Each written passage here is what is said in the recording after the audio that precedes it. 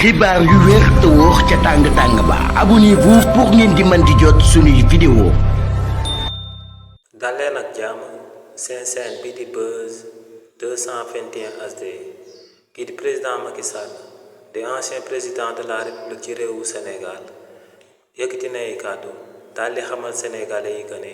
kàddu yi fi premier ministre bii di Ousmane Sonko yëkkati woon daal di wax que ne gouvernement am dañ fee amaloon ay falsification budgétaire maanaam dañoo leboon xaalis boo xam ne sénégalais yëpp ñoom ñoo ko daal di bokk ñu daal di koy lekk ba noppi dem ci papier yi daal di wax que ne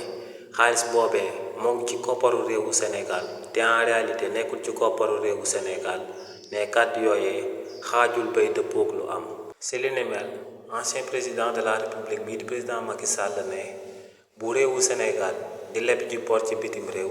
ne day daal di jaar ci procédure bu transparent bu set wecc bu kenn mën a daal di andil ay lënc-lënc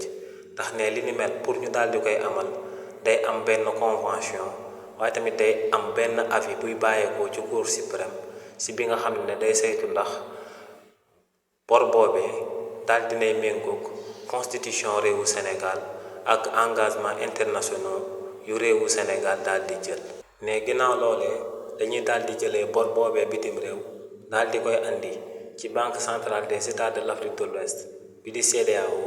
daal di jël xaalis boobee nga xam ne euro lay bàyyeekoo wala dollar ci bitim réew daal di koy convertir en franc CFA ne li ni mel nag mënut woon a rëcc benn yoon Cour des comptes mënut woon a rëcc benn yoon assemblée nationale donc ne lu leer ba am moom mooy que ne moom musta daal di jël xaalis daal di koy lebee bitim réew daal di lekk xaalis boobee ba noppi daal di bind ci kayit yi que ne xaalis boobee mu ngi ci kopparu réewu Sénégal te nekkul ci kopparu réewu Sénégal donc ne kàddu yi nga xam ne moom la premier ministre bii di Ousmane Sonko jibaloon daal di koy jëmale ci gouvernement bu fi nekkoon te mu jiite woon ko ne kàddu yooyu dara xaajul ba ciy dëppoog lu am te ne lu leer ba am moom mooy que ne moom xaalis bu mu daan lebee bitim réew ku dem Sénégal di nga ko fa daal di gis jëmale ko ci ay tabax jëmale ko ci ay réalisation yi nga xam ne moom la fa daal di amal te ne lu leer ba am moom mooy que ne rapport Cour des comptes bi nga xam ne moom la ñuy daal di wax que ne si la amee ak bor boo xam ne dañ cee sàcc xaalis ba noppi daal di bind leneen ci papier yi ne